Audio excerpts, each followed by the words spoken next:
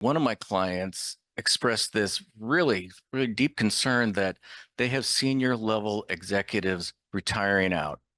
And what they're discovering is that the junior level, the ones that are moving their way up towards that senior position, are not fitting the bill. They don't have the experience. They don't have the wherewithal of what those positions entail to really take up those positions. One thing that is very critical in when we're looking at the workforce is that we're finding that, say, the millennial generation, the Generation Z employees, they need to be constantly challenged. They need to be constantly educated. They need to have that opportunity for promotions.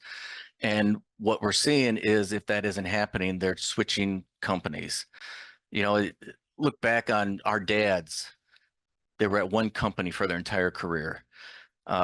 NEI is a real anomaly in that we have unbelievable tenure here.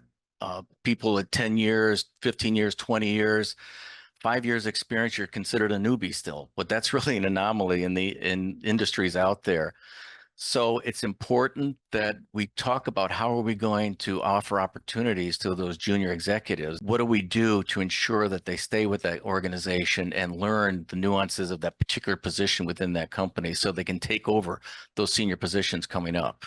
On the opposite end of the spectrum, I had one of my clients tell me that they can't replace the line workers that are assembling machinery.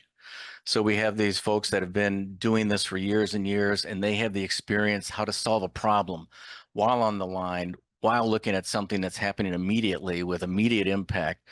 And they solve these problems without slowing production, and that's critical. So even though they're opposite ends of the spectrum, I mean, think about it. Either one of these positions can cost the company millions of dollars in lost productivity.